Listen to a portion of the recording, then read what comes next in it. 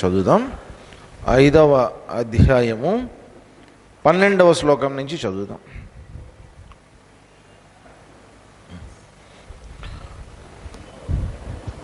యుక్తః కర్మ ఫలం త్యక్త్వా,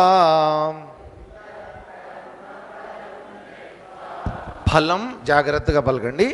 యుక్తః కర్మ ఫలం త్యక్త్వా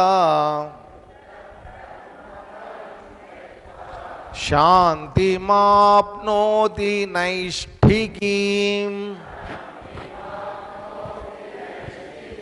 నైష్ఠికీం అయుక్తః కామకారేణ ఫలే సక్తో నిబధ్యతే. సర్వకర్మాణి మనసా సన్యస్యాస్తే సుఖం వశీ. సుఖం వశీ నవద్వారే పురే దేహి నైవ కుర్వన్న కారయన్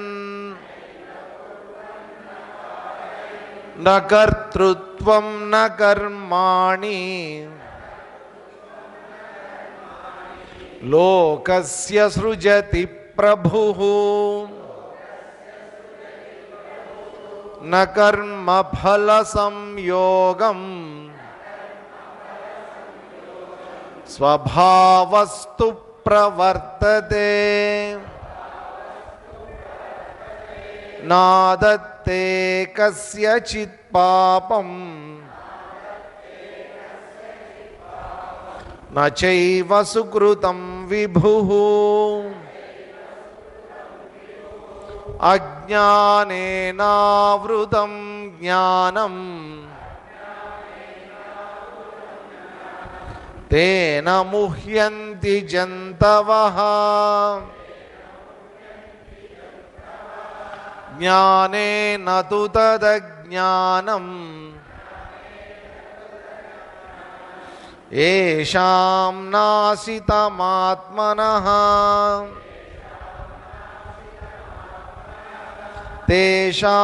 తేషామాదిత్యవద్ జ్ఞానం ప్రకాశయతి తత్పరం.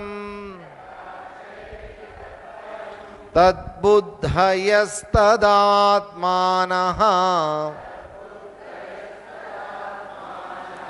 తన్నిష్ఠాస్తత్పరాయణాః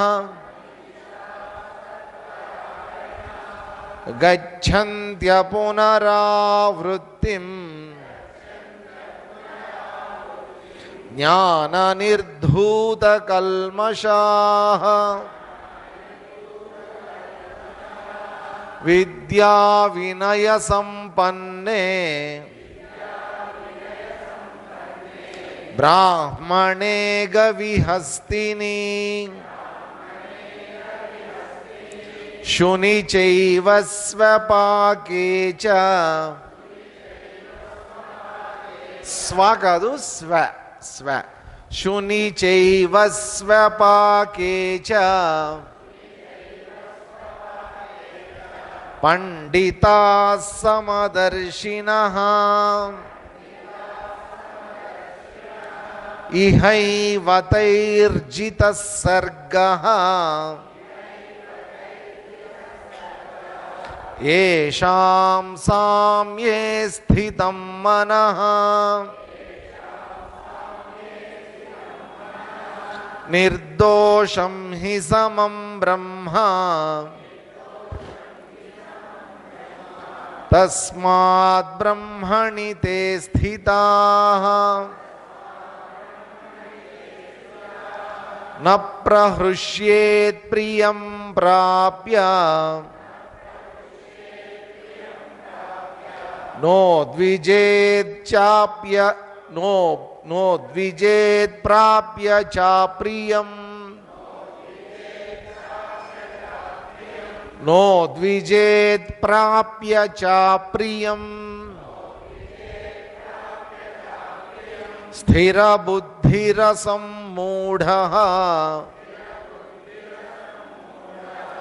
బ్రహ్మవిద్ బ్రహ్మణి స్థితః. మామూలుగా ఏంటంటే మా గురువు గారు ఈ మనసుకి ఒక పేరు పెట్టారన్నమాట. ఆ పేరు ఏంటంటే దాని పేరు మామూలుగా మన ఇళ్లలో చాలామంది ఇళ్లలో కుక్కలు ఉంటాయి. ఆ కుక్కలు ఏం చేస్తాయి అంటే ఇంటికి ఎవరన్నా వచ్చారనుకోండి, వాళ్ళ యజమాని వచ్చాడు అనుకోండి, ఆ యజమానిని ఊరికి మీద పట్టడం, కాళ్ళు నాకటం అన్నీ చేస్తూ ఉంటాయి. అన్నిటిని నాకుతూ ఉంటాయి. పిల్లులు ఉన్నాయనుకోండి, పిల్లులు ఏం చేస్తూ ఉంటాయంటే అవి ఎవరిని నాకవు, అవి వాటినవే నాక్కుంటూ ఉంటాయి. అవి వాటినవే, వాటికి శుభ్రత ఎక్కువ కొంచెం, అందుకని క్లీన్ చేసుకుంటూ ఉంటాయి, నాక్కుంటూ ఉంటాయి అన్నమాట. అందుకని ఈ మనసుకి మా గురువు గారు పెట్టిన పేరు ఏంటంటే కూపి. కూపి అన్నమాట. కూపి అంటే కుక్క, పిల్లి. ఈ మనసు ఏం చేస్తుంటుందంటే బయటికి వెళ్ళి అన్నిటినీ నాకి వస్తుంది. ఇది తర్వాత ఏం చేస్తుంది, బయట నాకడానికి ఏం లేదనుకోండి, దీనికి కళ్ళు మూసుకుని లోపలే నాక్కుంటూ ఉంటుంది. జరిగిపోయినటువంటివి, గతించిపోయినటువంటివి అన్నిటిని, అనుభవాలన్నింటినీ లోపల ఆలోచనల రూపంలో నాక్కుంటూ ఉంటుంది. ఉంటే బయట ఇంద్రియాల ద్వారా బయటికి వెళ్ళిపోతుంది.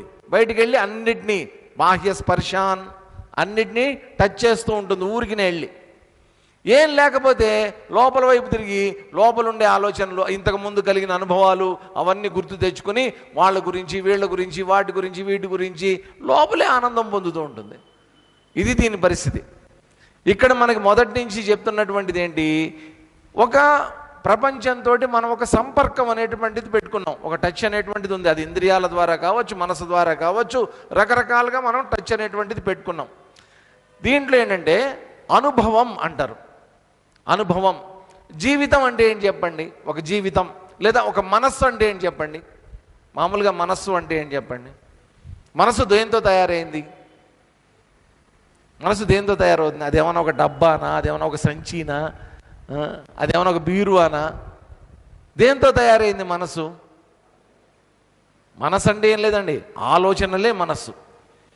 నిరంతర ఆలోచన ప్రవాహం, ఎడతెరిపి లేనటువంటి ఆలోచన ప్రవాహమే మనస్సు కదా.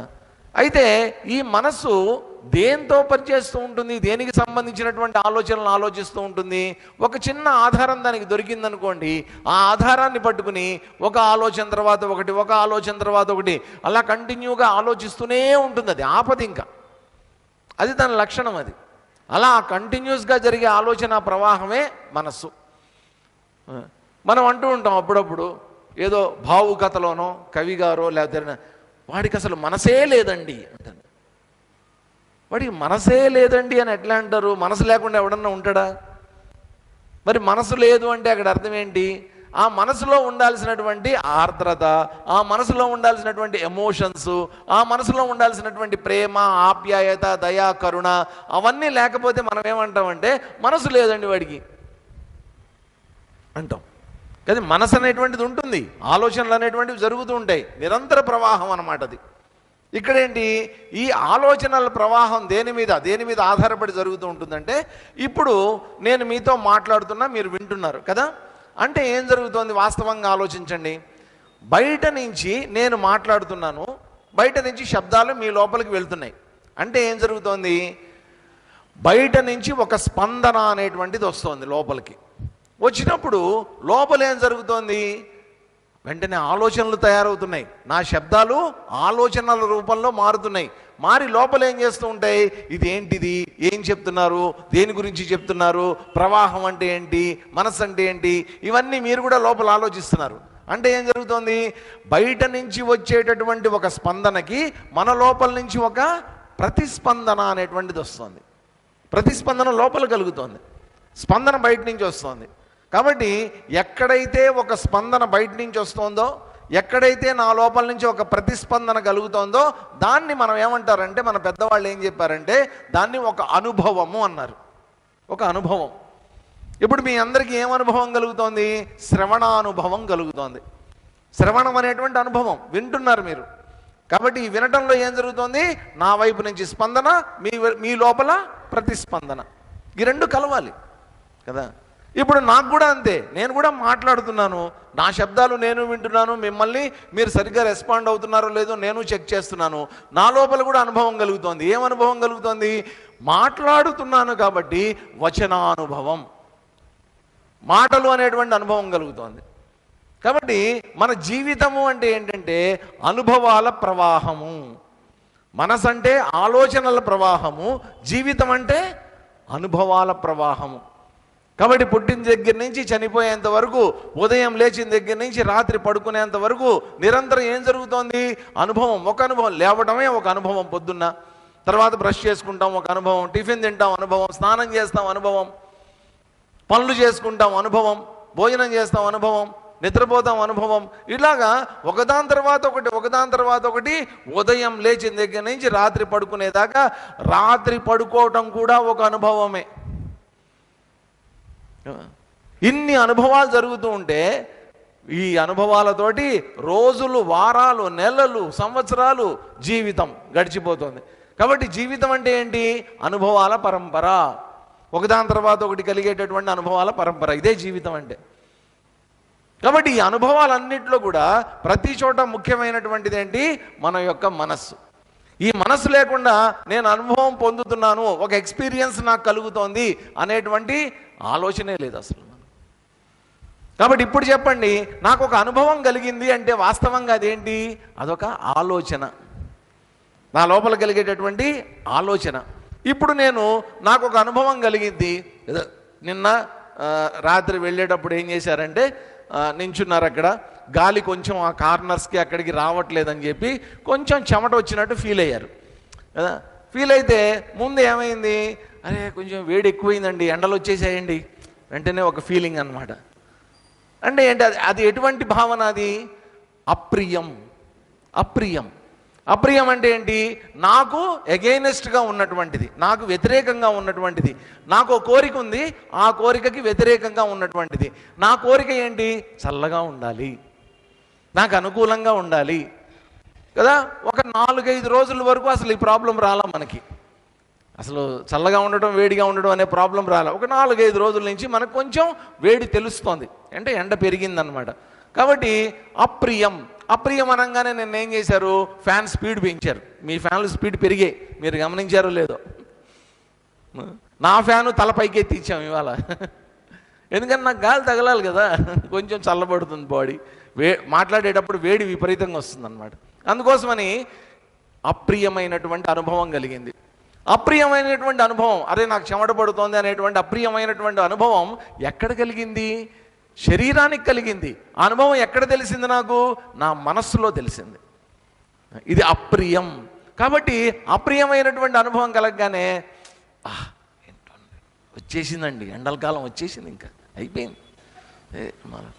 లోపల నుంచి ఒక రకమైనటువంటి ఉద్విగ్నం. ఉద్విగ్నం. అయ్యో ఇంకా దుఃఖం కలిగింది అనుకోండి, అయ్యో ఏంటి ఇట్లా. బాధ కలిగింది అనుకోండి, అయ్యో ఏంటి.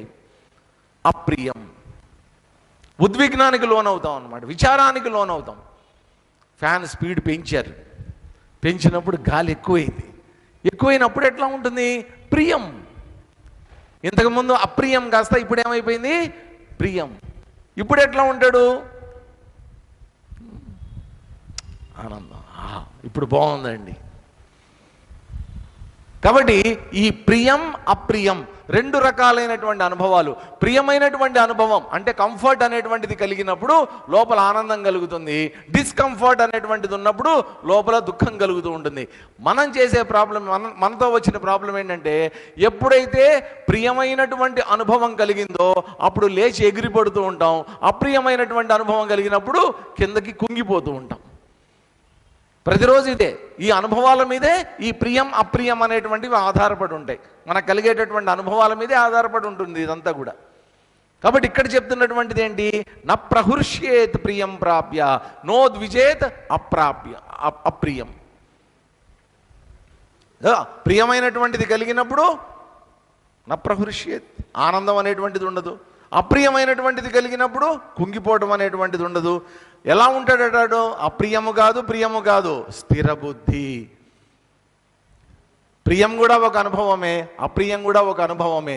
రెండిట్లోంచి ప్రియం అప్రియం తీసేస్తే అది కేవలం ఒక అనుభవం మాత్రమే. సో మహాత్ములందరూ ఇది ప్రియమా, ఇది మంచిదా, ఇది చెడుదా, ఇది బాగుందా బాగాలేదా అనేటువంటి చూడరండి. అదొక అనుభవం అంతే. ఒక ఎక్స్పీరియన్స్గా చూస్తారు అంతే. దాంట్లో మంచి చెడులు చూడరు వాళ్ళు. అలా స్థిరబుద్ధి అసమ్మూఢ బ్రహ్మవిద్ బ్రహ్మణి స్థిత. అటువంటి వాడు బ్రహ్మతత్వంలో ఎప్పుడు కూడా స్థిత, నిలబడి ఉంటాడు అని చెప్పారు. తర్వాత 21వ శ్లోకం చదువుదాం. బాహ్యస్పర్శేష్వసక్తాత్మా విందత్యాత్మని యత్సుఖం సబ్రహ్మయోగయుక్తాత్మా సుఖమక్షయమశ్నుతే. బాహ్యస్పర్శేష్వసక్తాత్మా విందత్యాత్మని యత్సుఖం సబ్రహ్మయోగయుక్తాత్మా సుఖమక్షయమశ్నుతే. బాహ్యస్పర్శేషు, బాహ్యమైనటువంటి స్పర్శ అంటే బాహ్యమైనటువంటి అనుభవాలు పొందాలి అని చెప్పి మనసును తీసుకొని ఇంద్రియాల ద్వారా బయటికి వెళ్ళేటటువంటి వాడు, అన్నిటినీ తాకి వచ్చేటటువంటి వాడు అసక్తాత్మ, దాంట్లో తగులుకోనటువంటి వాడు ఆత్మని సుఖం విందతి. కాబట్టి అతని బయట ఉండేటటువంటి ఆనందాలు ఇంకా అతనికి అవసరం లేదు. యోగి అయినటువంటి వాడికి అతను ఎక్కడ ఆనందం పొందుతూ ఉంటాడు? లోపల ఆనందం పొందుతుంటాడు. లోపలే ఆనందం పొందుతూ ఉంటే మామూలుగా ఎప్పుడన్నా గమనించండి, తమలో తమ ఆనందం పొందేవాళ్ళు ఎవరుంటారు చెప్పండి? తమలో తాము ఆనందం పొందేటటువంటి వాళ్ళు ఎప్పుడన్నా చూసారా? కరెక్ట్. చిన్న పిల్లలు ఉంటారు చూసారా, 2 నెలలు 3 నెలల పిల్లలు ఉంటారు చూసారా, వాళ్ళు ఎందుకు నవ్వుతున్నారో వాడికి అర్థం కాదు. నిద్రపోతూ ఉంటాడు, ఉన్నట్టుండి మళ్ళీ సీరియస్గా నిద్రపోతాడు, మళ్ళీ ఉన్నట్టుండి ఎంత బాగుంటుందో చూడడానికి. వాడికి ఏం ఆనందం కలుగుతుంది? ఏడ్చే ఏజ్ వాడికి అసలు బయట ప్రపంచం అంటే ఏంటో తెలియదు. వాడికి అమ్మ అంటే ఏంటో కూడా సరిగ్గా అర్థం కాదు, నాన్న అంటే ఎవరో తెలియదు, వాడు ఎందుకు పుట్టాడో తెలియదు, ఆస్తిపాస్తులు అంటే తెలియదు, వాడికి ఏమీ తెలీదు. బట్ మొహం మీద ఒక నవ్వు ఉంటుంది వాడికి. ఏంటా నవ్వు? లోపల ఆనందం. అది లోపల వాడు అనుభవించేటటువంటి ఆనందం. ఇప్పటిదాకా తల్లి గర్భంలో వాడు అనుభవించినటువంటి ఆనందం అదే. వాడికి బాహ్య ప్రపంచంతో సంబంధం లేదు. వాడికి ఆహారం ఎక్కడి నుంచి వస్తుందో అనేటువంటి తెలియదు వాడికి. వాడికి తెలిసింది ఒకటే, మనం కూర్చుంటాడు లోపల ఆనందం పొందుంటాడు. నిజమైనటువంటి మెడిటేషన్ అప్పటిదాకా చేస్తాడండి. ఎప్పటిదాకా చేస్తాడో తెలుసా? బయటకు వచ్చేదాకా మెడిటేషన్లో ఉంటాడు వాడు. బయటకు వచ్చిన తర్వాత మొట్టమొదటిసారి ఆ ఊపిరి పీల్చుకుంటాడు చూసారా, ఆ ఊపిరి కోసం వాడు పడే తపన, ఆరాటం, వేదన ఉంటుంది, ఏడుస్తాడు. అప్పుడు వాడు ఏడవకపోతే అదొక పెద్ద ప్రాబ్లం. ఈ ప్రపంచంలోకి వచ్చిన తర్వాత వాడు ఏడవకపోతే పెద్ద ప్రాబ్లం. వాడిని తల్లకిందులుగా పట్టుకొని వేసి కొడతారు, వాడిని ఏడ్చేదాకా కొడతారు వాడిని. అప్పుడు వాడు బేరమని ఏడిస్తే అప్పుడు అమ్మయ్యా, అప్పుడు మొదలైంది ఏడుపు. ఎప్పటిదాకా ఉంటుంది ఆ ఏడుపు? చచ్చేదాకా ఉంటుంది. చిన్నప్పుడు ఏంటంటే వాడికి ఆకలి వేస్తే ఏడుస్తాడు, లేకపోతే అంతవరకే. పెద్ద అయిన తర్వాత డబ్బుల కోసం ఏడుస్తుంటాడు, పేరు ప్రఖ్యాతుల కోసం ఏడుస్తుంటాడు. ఏడుపులు మారుతాయి అంతే, వేరే వాటి కోసం అవసరాలు మారుతాయి, ఏడుపులు మారుతాయి. చిన్నప్పుడు వాడికి ఏం అక్కర్లా, ఆ తల్లి దగ్గర ఉంటే చాలు, లేకపోతే ఏడుస్తాడు వాడు. లేకపోతే ఆహారం ఆకలైనప్పుడు ఏడుస్తాడు వాడు. అంతకుమించి వాడికి ఏం తెలియదు అసలు కదా. కాబట్టి ఆ ఆత్మని ఆనందం లోపలే వాడు పొందేటటువంటి ఆత్మారామము అంటారు. లోపల ఎవరి మీద డిపెండ్ అవ్వాల్సిన అవసరం లేదు వాడికి. బాహ్య స్పర్శేస్తూ అసక్తాత్మ, అసక్తంగా ఉండేటటువంటి వాడు. మామూలుగా కొంతమంది ఉంటారు ఇట్లాంటి వాళ్ళు. వాళ్ళని ఏమనుకుంటారంటే చాలామంది పిచ్చోళ్ళు అనుకుంటారు తెలియక. వాళ్ళల్లో వాళ్ళు హాయిగా ఆనందంగా ఉంటారండి. వాళ్ళు అసలు ఈ ప్రపంచాన్ని పట్టించుకోరు. ఏంటిడు మనకి ఎట్లా ఉండాలంటే, మనిషి అంటే మనలాగా ఏడుస్తూ ఉండాలి, మనలాగా నవ్వుతూ ఉండాలి, మనలాగా పిచ్చి పనులు చేస్తూ ఉండాలి. అన్ని మనం ఏం చేస్తున్నామో అవతల వాడు కూడా అదే చేస్తుంటే వాడు మనిషి కింద లెక్క. మొన్న ఎవరో మనిషి అంటే ఎవడు మనిషి కాదు అనే డిస్కషన్ వచ్చింది. ఏంట్రా డిస్కషన్ అంటే, ఎవడు మనిషి కాదట, సెల్ ఫోన్ లేనివాడు మనిషి కాదట. అది డిసైడ్ చేశారు ఈ మధ్య. మనిషి అన్నవాడికి ఖచ్చితంగా ఏముండి తీరాలట, సెల్ ఫోన్ ఉండి తీరాలట. సెల్ ఫోన్ వాడికి లేకపోతే వాడు మనిషే కాదట. ఇది ఏం విచిత్రమైన స్టేట్మెంట్లో. కాబట్టి ఏంటి, ఆ సెల్ ఫోను దాంట్లో మాట్లాడుకుంటూ పిచ్చి మాటలన్నీ మాట్లాడుకుంటూ టైం పాస్ చేసుకుంటూ అట్లా ఉంటేనే వాడు మనకి మనిషి. వాడు హ్యాపీగా ఆనందంలో ఉన్నాడు అనుకోండి, ఏంట్రా ఏడు పిచ్చోడు అనుకుంటాం మనం. కొంతమంది ఉంటారు, మీరు గమనించి ఉంటారు, కొంతమంది వీళ్ళు అవధూతలు అని ఉంటారు అదే, అవధూతలు ఉంటారు. వాళ్ళకి అసలు ఈ ప్రపంచంతో వాళ్ళు ఏం ఉండదండి. వాళ్ళు స్నానం చేశారా చేయలేదా, ఒంటి మీద బట్టలు ఉన్నాయా లేదా, ఏం తిరుగుతూ ఉంటారు, అట్లా రోడ్ల మీద తిరుగుతూ ఉంటారు. వాళ్ళు ఎందుకు తిరుగుతున్నారో వాళ్ళకి తెలియదు, జనాలకి తెలియదు. అలా ఉంటారు అంతే. వాళ్ళలో ఎలా ఉంటారట అంటే, వాళ్ళు చెప్తారు శంకరాచార్యుల వారు, ఉన్మత్తవత్ బాలవత్ పిశాచవత్, ఉన్మాదిలాగా ఉంటారట. ఉన్మత్తవత్ అంటే ఒక పిచ్చోళ్ళలాగా ఉండొచ్చట వాళ్ళు. బాలవత్ ఒక చిన్న పిల్లాడిలాగా అయిపోతారట ఉన్నట్టుండి. పిశాచవత్ ఉన్నట్టుండి ఉగ్రంగా అయిపోతారట. ఎందుకని, వాళ్ళకంటూ ఏమీ లేదు.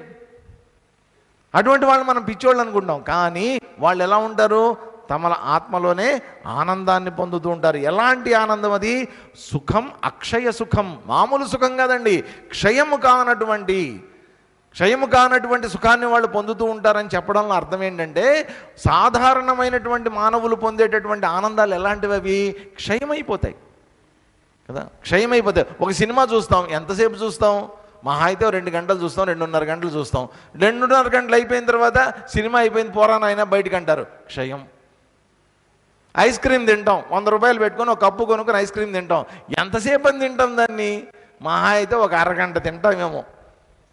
ఆఖరికి కరిగిపోయింది లోపల ఉంటే దాన్ని కూడా వేలు పెట్టి తీసి నాకేస్తాం, అయిపోయింది అక్కడికి.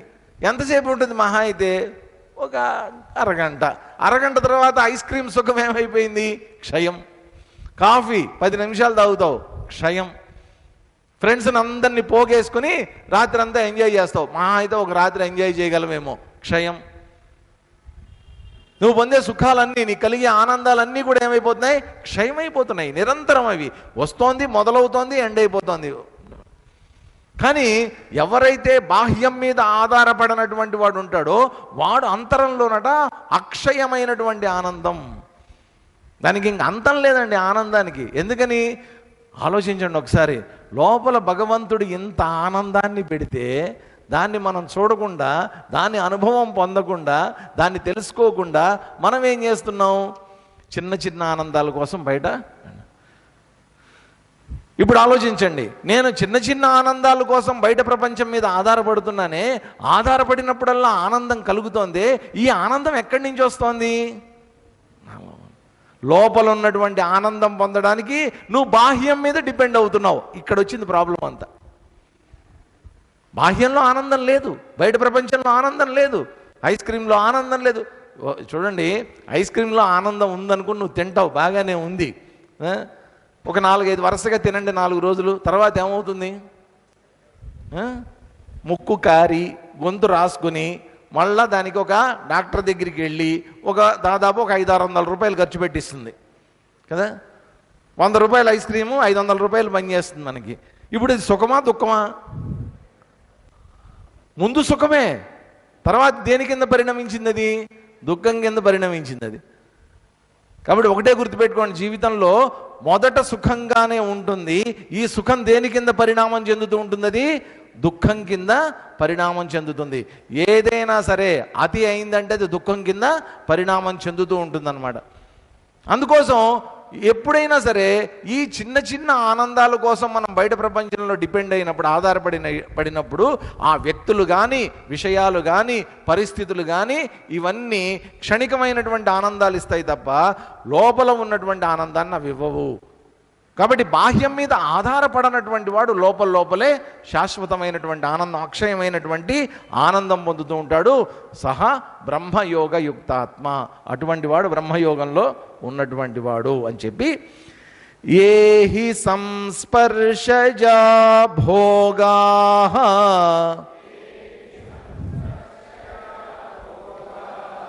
దుఃఖయోనయ ఏవతే ఆద్యంతవంతః కౌంతేయ నతేషు రమతే బుధః ఏహి సంస్పర్శజా భోగాః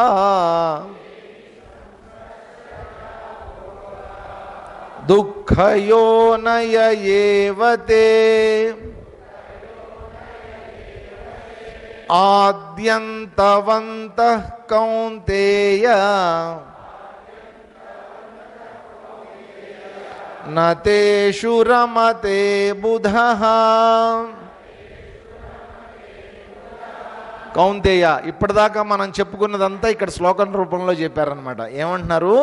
ఏ సంస్పర్శజాహ భోగాహ, ఎవరైతే బాహ్యం స్పర్శించడం వల్ల పుట్టేటటువంటి భోగాలు ఏవైతే ఉన్నాయో అవన్నీ కూడా తే దుఃఖయోనయ ఏవహి, వాటి యొక్క ప్రారంభం ఎక్కడట? యోని అంటే ప్రారంభం అండి. దాని యొక్క ఆరంభం అనేటువంటిది ఎక్కడ ఉంటుందట? దుఃఖం. కాబట్టి మనం అనుకుంటున్నాము ఆనందాన్ని నేను పొందుతున్నాను అని అనుకుంటున్నావు, కానీ ఆనందం యొక్క మొదలు ఎక్కడుంది? ఎక్కడ పుడుతోంది ఈ ఆనందం? దుఃఖంలోంచి పుడుతోంది. ఒకటి ఆలోచించండి, దుఃఖంలోంచి పుట్టినటువంటిది దుఃఖం అవ్వకుండా నీకు ఆనందం కలిగిస్తోంది అని నువ్వు భ్రమపడుతుంటే తప్పు ఎవరిది? ఇది ఆనందం అనుకుని భ్రమలో పడినటువంటి వాడిది తప్పు. అది దుఃఖంలో. ఇప్పుడు చెప్పండి, సిగరెట్ తాగేవాడికి వాస్తవంగా ఆ సిగరెట్ టైంకి తాగకపోతే నోరు పీకుతూ ఉంటుంది, వాడికి నోరు పీకుతూ ఉంటుంది. ఆ సిగరెట్ తాగేస్తే అమ్మయ్యా తాగేశాను. సిగరెటే కాదండి, పొద్దున్నే లేవంగానే చాలామంది కాఫీగత ప్రాణులు అంటారు. కాఫీగత ప్రాణులు అంటే పొద్దున్నే ఆ కాఫీ డికాక్షన్ తోటి ఫిల్టర్ కాఫీ తాగేస్తే, కొంతమంది ఉంటారండి ఒక కాఫీతో సరిపెట్టరు వాళ్ళు. పొద్దున్నే ముందు లార్జ్ కప్ ఉంటుంది అనమాట, అది అయిపోయిన తర్వాత వరుసగా 2-3 స్మాల్ కప్స్ ఉంటాయి, చిన్న చిన్న డోసులు తీసుకుంటూ ఉంటారనమాట. చాలామంది ఉంటారు అట్లాగా. ఏంటి స్వామి భలే కనిపెట్టేశారే మీరు అని అనుకోకండి, చాలామంది ఉంటారు చిన్న చిన్న కప్పులతో వేస్తూ ఉంటారు మధ్యలో. అది తాగినప్పుడు ఆనందం వస్తూ ఉంటుంది. వాస్తవంగా ఇప్పుడు చెప్పండి, సిగరెట్ వాస్తవంగా దాంట్లో ఉండేటటువంటి పొగాకు కానీ, దానికి ఉన్నటువంటి అగ్ని కానీ, అది పీల్చేటటువంటి విధానం కానీ, అది లంగ్స్లో పేరుకుపోయేటటువంటిది కానీ, నికోటిన్ కానీ, అదంతా లోపల పేరుకుపోతుందట. అదంతా ఆ పేరుకుపోయేటటువంటి నికోటిన్ కానీ దీంట్లో ఎక్కడన్నా మంచి ఉందా అండి? ఎక్కడన్నా మంచి ఉందా? కానీ విచిత్రం ఏంటంటే తాగితే వాడికి ఆనందం, తాగితే వాడికి ఆనందం. ఈవెన్ మందు కొట్టేవాళ్ళు కూడా అంతే. తాగితే లోపల కిడ్నీలు చెడిపోతాయట, లివర్ చెడిపోతుందట, చెడిపోతుందట. ఎక్కడ పుడుతుంది? దుఃఖయోనయ. దాని యొక్క ఆరిజిన్ ఏమో దుఃఖం, కానీ నీకు కలుగుతోంది ఏంటి? ఆనందం అని నువ్వు భ్రమపడుతున్నావు అంతే. దుఃఖయోనయవతే, నీ ప్రపంచంలో నువ్వు ప్రతి అనుభవం అంతే, దుఃఖంలోంచి పుట్టినటువంటి ఆనందాలనే నువ్వు పొందుతున్నావు. ఒక మహాత్ముడు ఏమంటాడంటే, ఒరే పిచ్చోడా, నువ్వేదో ఆనందం పొందుతున్నావు అని అనుకుంటున్నావు కదా, ఇది ఆనందం కాదురా నువ్వు పొందేది, దుఃఖానికి మధ్యలో ఉండేటటువంటి ఖాళీని చూసి నువ్వు ఆనందం అని భ్రమపడుతున్నావు అంటాడు ఆయన.